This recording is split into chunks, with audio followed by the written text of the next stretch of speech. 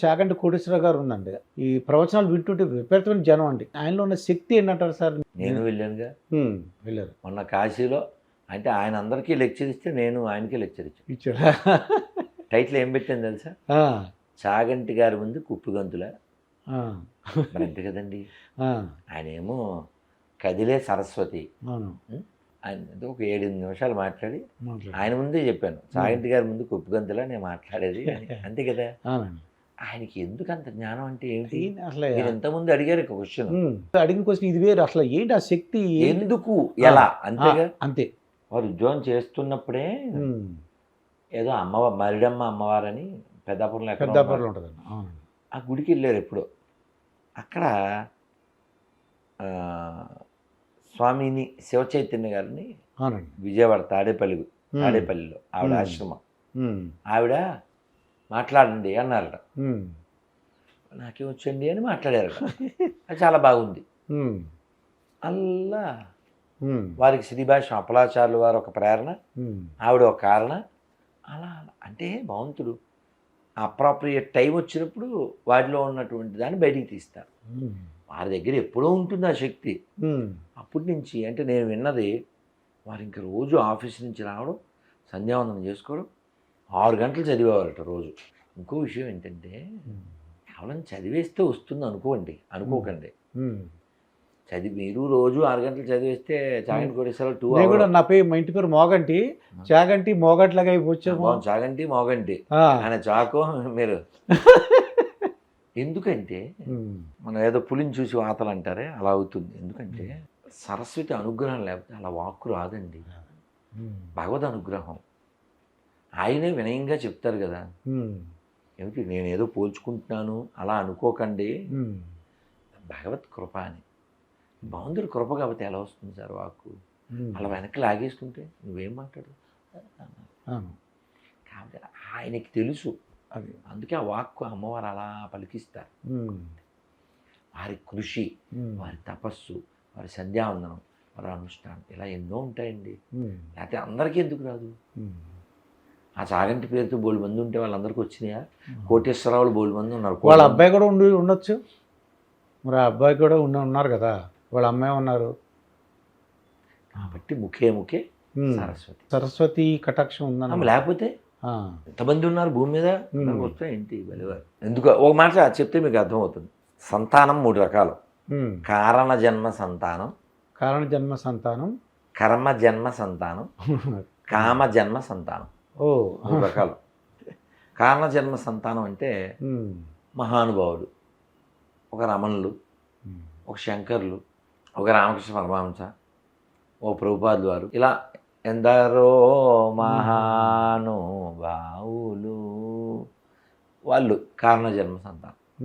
కర్మజన్మ సంతానం వాళ్ళు పుడతారు, ఏదో ఒక అవయవ లోపం ఉంటుంది, మంచం మీద ఉంటారు, తల్లిదండ్రులు వాళ్ళకి సేవ చేస్తూనే ఉన్నారు. అది కర్మజన్మ సంతానం.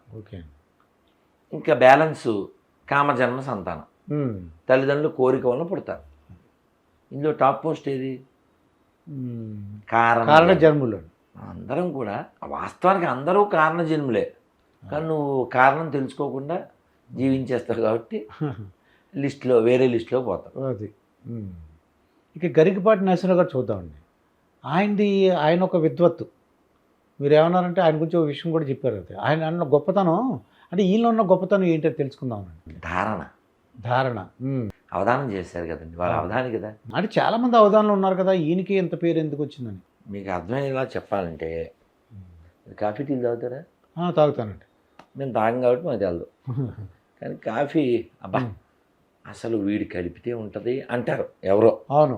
రోజు కాఫీ తాగినా సరే ఫలానా వాళ్ళు కాఫీ కలిపితే మీకు అసలు కిక్ వచ్చేది, మిగిలిన ఏదో తాగాలని తాగుతారు. అవును కదా. అంతే. ఆ ఫలానా ఎవరో ఉంటారా, వాడికి ఆ పాలు ఎలా కలపాలో వాడికి తెలుస్తుంది. అదేదో వీడియో చూశానండి, ఆ గిన్నె పట్టుకున్నాడు, ఇసుకలో పెట్టాడు, ఇసుకలో కొండ లాంటిది ఒకటి ఉంది మట్టిది, అవన్నీ ఇసుకలో వేపాడు సార్. దాన్ని వేడి చేశారు ఇసుకలో, వేడి ఇసుకలో ఆ చిన్న చిన్న కొండలు ఉన్నాయి, దాన్ని వేడి చేసి ఆ వేడి ఎక్కిపోయినాయి. దాన్ని పటకారత పట్టుకుని దాంట్లో పాలు కాఫీ పొడి వేసాడు. అది బుజబుజా అలా పొంగిపోయింది సార్. దాన్ని మళ్ళీ ఓ దాంట్లో పోసాడు, వేడి వేడిగా ఇచ్చాడు. ఇచ్చాడు. అంటే వేడి దానికి ఎక్కడి నుంచి వచ్చిందంటే కొండ వేడెక్కింది ఇసుకలో పడి. ఆ వేడి కుండలో పాలు పందార ఇది వేసాడు, వేస్తే కాఫీ తయారైంది. ఇంకో రకం ఏదో చూశాను, ఇలా తిప్పి అది పొంగడం మళ్ళీ వేడి, ఓ రకరకాలు. అంటే దానికి టేస్ట్ రావడం కోసం రకరకాల విన్యాసాలు, రకరకాల పద్ధతులు. కాఫీకి ఎంత సినిమా ఉంటే వ్యక్తిలో ఉండదు ఏంటండి? వ్యక్తిలో ఉండదా?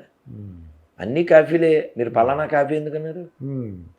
మీకు ఎందుకు నచ్చింది? అలాగా అవధానం చాలామంది చేసిన ఒక్కొక్కరికి ఒక్కో విద్ధత్తు, ధారణ శక్తి, వాళ్ళ కఠోర శ్రమ కూడా ఉండవచ్చు మరి. లేదా వాళ్ళ అమ్మగారికి మాట ఇచ్చారట, 1000 పద్యాలు చాలా తక్కువ టైంలో నేర్చేసుకుని చెప్పేశారట. 1000, 5, 10 కదా, ఆయనే చెప్పారు. 1000 పద్యాలు. ఇప్పుడు మనం అనుకోండి 1, 2 చెప్పి, నేనైతే 1, 4 చెప్పి సరిపోయి వాళ్ళకి సరిపెట్టుకోమ్మా అని చెప్తాం. ఇంక 1000 అయ్యే లోపల మనం సమాధి అయిపోతాం కదా సార్. అవును. కానీ చాలా తక్కువ టైంలో చేశాను. అలా ఏమండి ఏమంటే ఇంగ్లీష్లో మాట ఏంటి? No pain no gain. అవును, నో పెయిన్ నో గెయిన్. అంతే. స్వామి, ఇప్పుడు పద్మవిభూషణ్, పద్మభూషణ్, పద్మశ్రీ అనే అవార్డ్స్ ఉన్నాయండి అవి. అంటే గరికపాటి నరసింహరావు గారికి వచ్చింది పద్మశ్రీ వచ్చింది.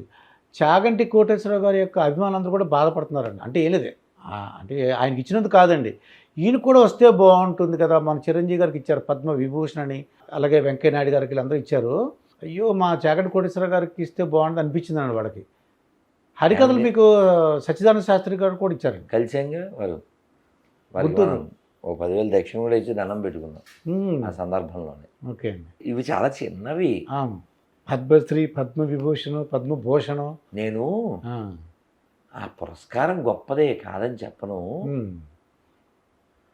వారు కోరుకోవట్లేదు. అదే జ్ఞానం ఉన్నవాళ్ళు అంటూ ఏం కోరుకోరు.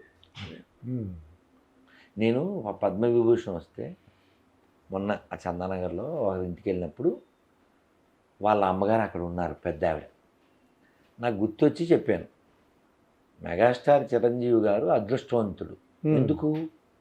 పద్మవిభూషణ్ వచ్చినందుకో లేకపోతే పద్మశ్రీ వచ్చినందుకో కాదు, ఆయన తాత వయస్సు 60+ కదా. అవును. ఇంకా వాళ్ళ అమ్మగారు ఉన్నారు. అవును, అందుకు ఆయన అదృష్టవంతుడండి. ఈవెంట్ సార్, ఏదో హిందీ సినిమాలో నా దగ్గర అది ఉంది ఇది ఉందని వాడు ఏదో చెప్తే మేరే పాస్ మా, అలాగా చిరంజీవి గారు అదృష్టవంతుడు. ఎందుకంటే ఇంకా వాళ్ళ అమ్మగారు ఉన్నారు, ఈయన దోశలో వేసి పెడతాడు. కరెక్ట్ అండి. అంత అదృష్టం ఇంకేంటి? చెప్పు, నువ్వు ఏమిస్తే వస్తుంది చెప్పు. ఆనందం, అమ్మని చూసినంత ఆనందం ఏది రాదు. ఏమిటండి, మీకు జోక్ చెప్తాను. మా గురువు గారు చెప్పారు. ఓకే, బాగుంటుంది. ఎప్పుడో 10 ఏళ్ల క్రితం చెప్పారు. తల్లి వెళ్ళి కొడుకుని నిద్రలేపుతుందంట. లేనన్నా చాలా లేట్ అయిందని.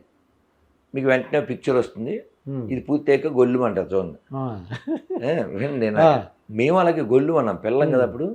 లేనన్నా చాలా లేట్ అయింది, పొద్దెక్కిపోతుంది అంటే, okay tell me 2 reasons why I have to get up అన్నారంట.